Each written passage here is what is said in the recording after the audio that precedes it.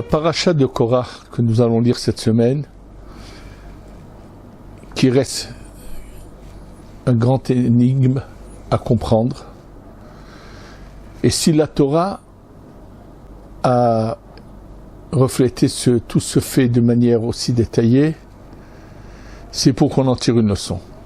D'abord, on va rapidement rappeler un peu les faits, que Korah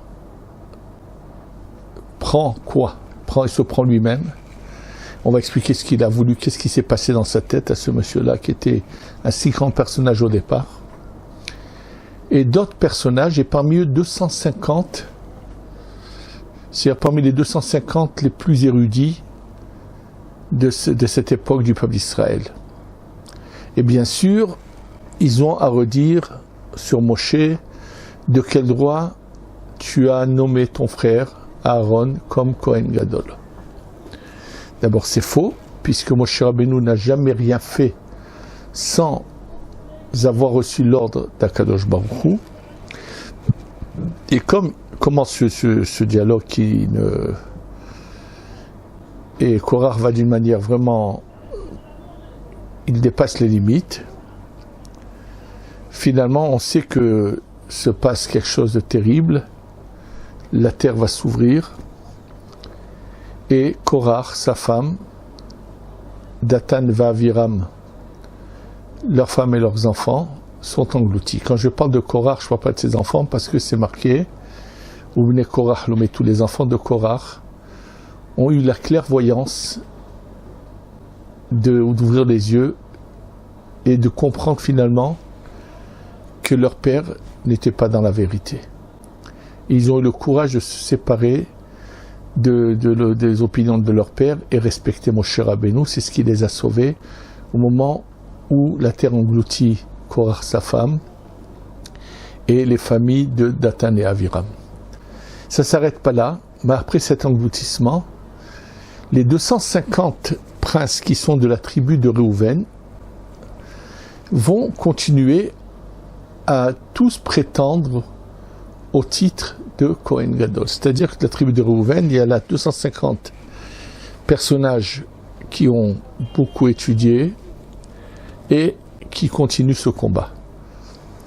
Et Moshe Rabbeinu leur dit, bon, emmenez chacun l'encens, et celle qui sera agréée par Dieu, c'est lui qui est choisi comme Kohen Gadol. Finalement, eux-mêmes vont tous être brûlés. Et là, le côté le plus choquant, c'est que après cette histoire,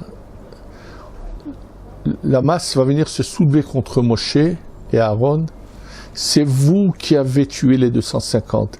Vous leur avez dit exprès d'emmener les encens, parce que vous saviez que l'encens, quand celui qui l'emmène n'a pas reçu l'ordre de l'emmener, va mourir.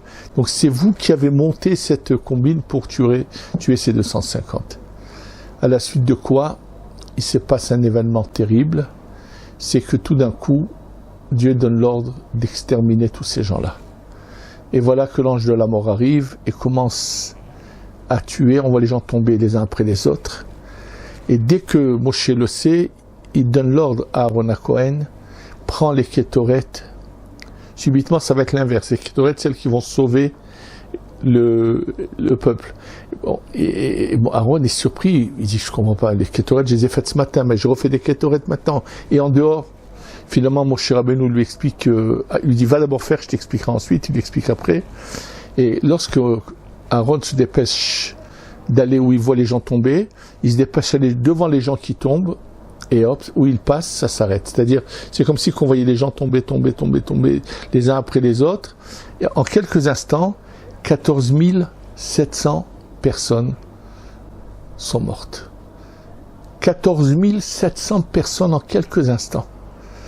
Et c'est Aaron, Moshe avec Aaron qui arrête cette hécatombe en faisant la ségoula des Kétoret.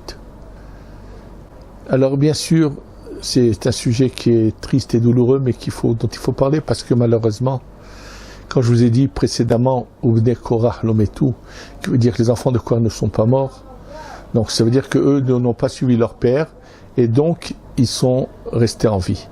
Mais de cette phrase a été prononcé dans combien et combien de générations, pour dire que malheureusement, l'histoire de Korach ne s'est jamais finie, et que dans toutes les générations, pratiquement presque toutes, on a toujours quelque part un personnage qui refait les mêmes histoires que Korach.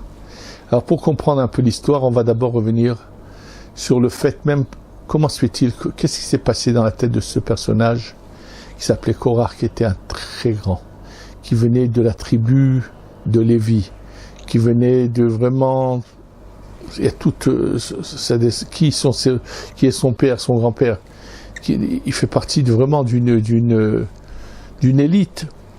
Alors, pour un peu avoir une image, on va l'expliquer tout de suite, je vais vous lire un témoignage très intéressant. Il y a quelques années, est décédé aux États-Unis un rav qui s'appelait Rav Yoel, qui était de Satmer. Et lui, bien sûr, il est d'origine d'une ville d'Europe. Il est le petit-fils d'un grand rav qui a vécu en Europe, qu'on appelle Yitavlev au nom de son livre, Yitavlev. Et lui dit, voilà ce que j'ai reçu de la famille, c'est-à-dire donc de son grand-père. Son grand-père à lui, qui s'appelait lui Yitavlev, a un jour entendu de son propre grand-père à lui, qu'on appelle le Ismach Moshe. Le Ismach Moshe, donc ça fait à peu près, il y a 7-8 générations en arrière. L'auteur du livre Ismach Moshe était un des grands admourim de la chassidoute en Europe. Et il a dit la chose suivante. Il a dit, c'est la 3e fois que je reviens dans ce monde. Et la première fois, j'étais justement dans cette génération du désert. Alors son petit-fils, il lui dit, j'étais dans cette génération où j'étais dans ma première vie, j'ai vécu, il s'en souvenait, la mahloket, c'est ce combat de Korach contre Moshe et Aaron. Et il lui dit, sache que les érudits, la plupart des érudits, ont suivi Korach et sont allés contre Moshe Rabbeinu. C'est la masse du peuple qui, elle, par contre, était du côté de Moshe Rabbeinu. Et il lui dit, mais moi, j'étais sur la touche. J'étais ni d'un côté, ni de l'autre. Alors son petit-fils lui dit, mais toi, qui aujourd'hui, on voit que tu es une grande... Si tu as une révélation, telle révélation, ça veut dire que dans cette génération du désert, tu étais aussi quelqu'un de grand. Comment tu as pu aller contre Moshe Rabbeinu? Moshe est monté au ciel, vous a ramené la Torah. Vous savez ce qu'il lui répond? Il lui a dit, parce que toi tu me poses cette question parce que tu n'as pas connu Korach. Si tu avais connu Korach, tu n'aurais pas eu de question. Et tout de suite, je vais vous expliquer ce qu'il veut dire avec ce qu'écrit le saint Rabbi Yaakov Abu Hatzera dans ses livres sur les commentaires qu'il écrit sur la Torah, le grand-père de Baba Saleh, Rabbi Yaakov Abu Hatzera. On va tout de suite voir son explication là-dessus. Mais ce qu'il veut dire, c'est que tout simplement, Korach était un personnage impressionnant, un érudit, un homme ultra orthodoxe. Et malgré tout, pourquoi? On va le voir tout de suite. Nous savons que dès le début de la création du monde, de ce cycle dans lequel nous vivons,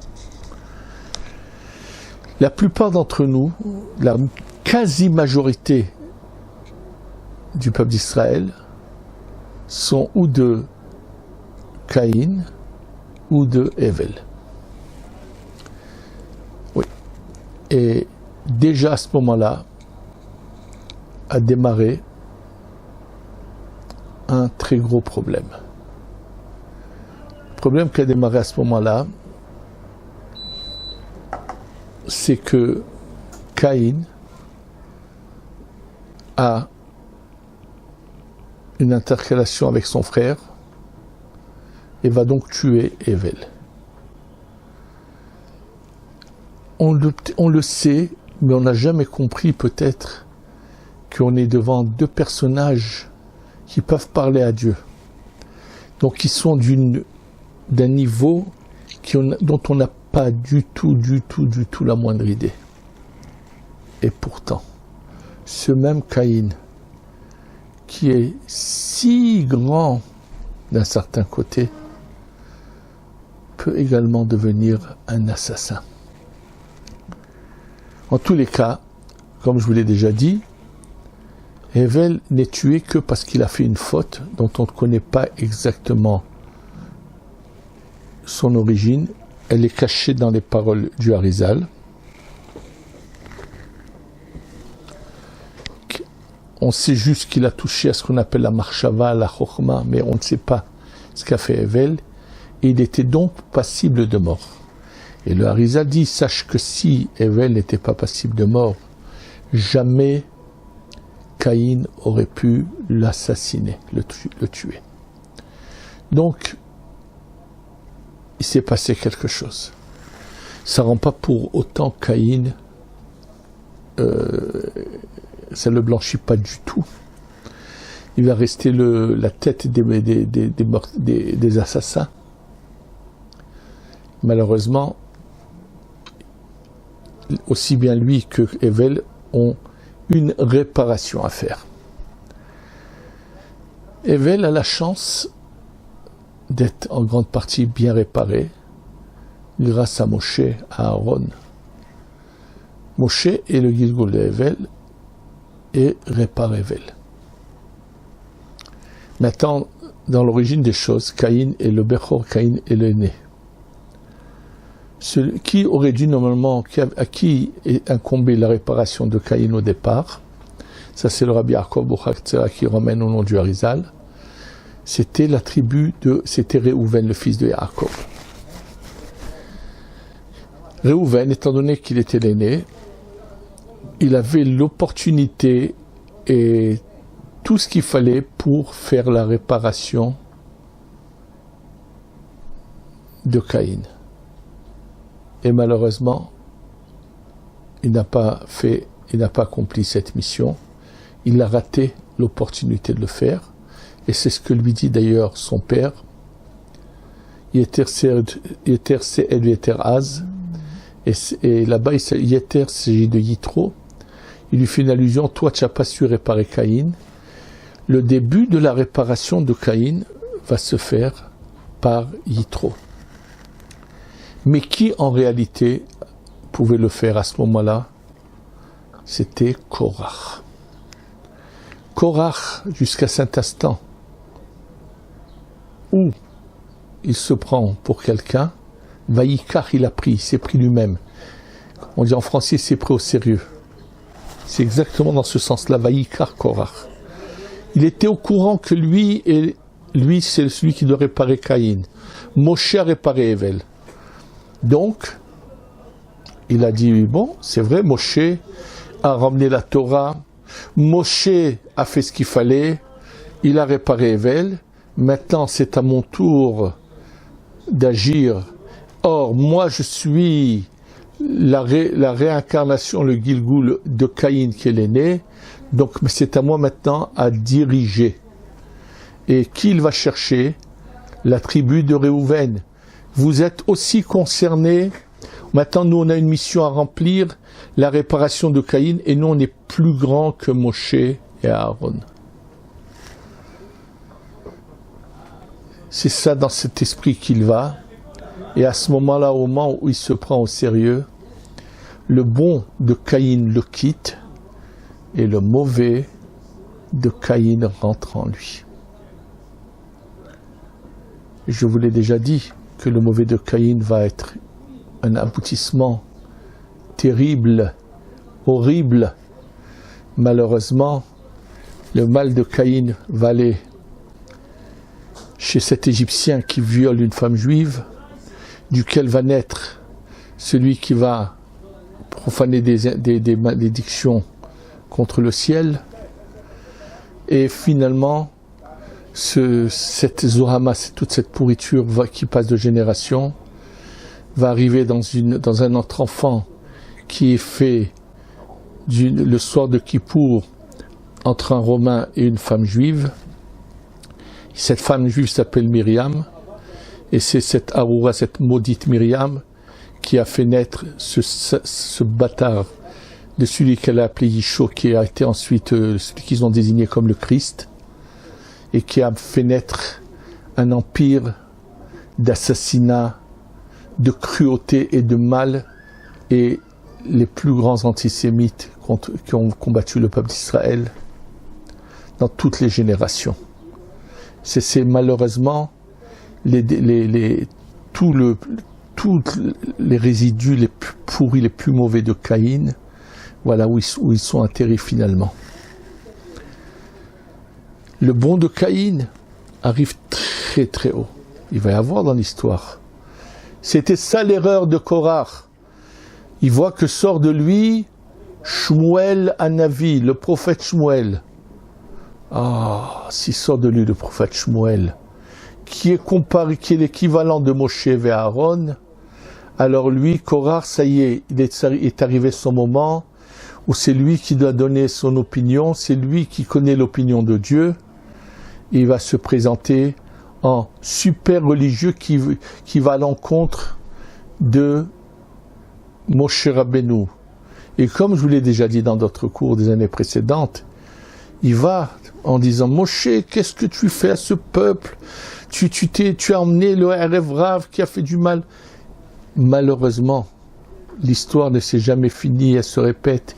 On a toujours des gens qui peuvent avoir des barbes et des longues tenues et qui ont étudié tout le chasse et qui se prennent pour des super et qui recommencent l'histoire de Korach et sa clique. Et c'est ce qui se passe aujourd'hui malheureusement dans certains milieux où on assiste à un certain Korach et sa clique qui sont en train de dévaster le côté religieux du peuple d'Israël avec leurs histoires. Bon, en tous les cas, ce qui fait que Korach se trompe, c'est de savoir qu'il y a en lui le côté de Caïn qui est l'aîné avec la tribu de Réhouven, et malheureusement, ils vont en créer un mal qui ne s'arrêtera jamais, qui est mauvais, et qui se perpétue, mais parce que personne est immunisé. Tout homme, jusqu'à la fin de sa vie, doit se remettre en question. Et je voudrais passer de ce niveau à des faits qui se passent régulièrement dans grand nombre de communautés. On m'a dit qu'une fois dans une communauté, quelqu'un m'a raconté comment son grand-père avait été confronté à un événement par rapport à un personnage qui avait été plus que osé, qui avait été violent, et comment après il avait dû lui demander de quitter sa communauté. Il l'a fait dans le calme sans que ça se sache. Faites très attention. Il est préférable de ne pas acheter une haftara, de ne pas acheter quoi que ce soit dans les mitzvot, dans une synagogue, si par le fait qu'on achète une de ces mitzvot, on va arriver à la mahloket, à mettre des tensions entre les personnages, entre lui et quelqu'un d'autre. Combien il faut savoir s'effacer dans la vie. Sachez que d'une mahloket, il n'y a jamais de gagnant. Même la cause la plus sainte, la plus élevée, ne pourra jamais justifier une mahloket. Il faut des fois mieux ne pas consommer de viande que d'acheter une viande sur laquelle le hercher, cette cacheroute qui est dessus, a été faite à la suite d'une mahloket. Tout ce qui, sans la mahloket, vous en sauvez. Et faites attention que toujours suivent que des gens qui sont pacifistes et qui sont en dehors de toute marloquette. Vous savez, à l'époque du Rabbi Yonatan Eibeshitz et le Chacham Tzvi, le Chacham Tzvi qui a combattu le Rabbi Yonatan Eibeshitz, malheureusement, un des personnages qui était très proche de lui et qui écrivait des articles très virulents contre Rabbi Yonatan Eibeshitz a eu que le malheur de voir que son propre fils a quitté le judaïsme, a rejoint le christianisme et a écrit des articles virulents contre le judaïsme pour faire tomber d'autres juifs dans le christianisme. Finalement, ce malheureux, à la fin de sa vie, il a eu du regret. Il a fait teshuva. Et avant de mourir, comme il avait eu une fille avant d'avoir mal tourné, il avait demandé à son gendre d'écouter son histoire et de la raconter à un des chachamim. Il avait dit que malheureusement, cet esprit tordu, mauvais, pourri qu'il avait emmené vers le christianisme, qui était le judaïsme et vouloir écrire du mal contre le judaïsme, il dit qu'il a reçu cette force mauvaise et négative, il l'a reçue malheureusement par le combat que son père avait fait contre Rabbi Yonatan Eibeshitz. Ce qu'il faut retenir, c'est que nous, notre seul but, c'est d'être au service d'Hachem. Et ne jamais faire attention. Il y a Baruch Hashem, l'ensemble des Chachamim du Am Israël, qui nous dirigent, qui nous montrent le chemin, qui sont d'une manière presque unanime acceptés de tous. Baruch Hashem, Lo Alman Israël, il y a toujours des grands Chachamim qui sont aimés, appréciés de tout le monde. Et c'est eux que nous suivons.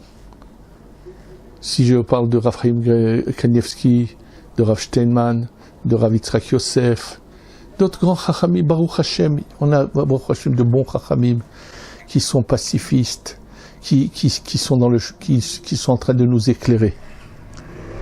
Et que personne ne se laisse tomber dans le piège de qui que ce soit qui veuille aller à l'encontre de nos chachamim.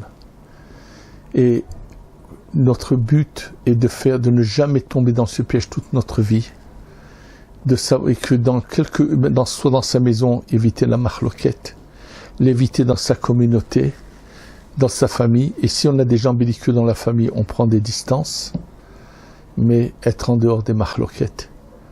Combien de fois, malheureusement, il y a eu des communautés où il y a eu des marloquettes et les conséquences ont été terribles.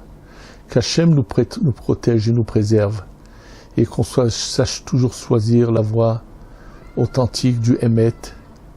Amen ve Amen.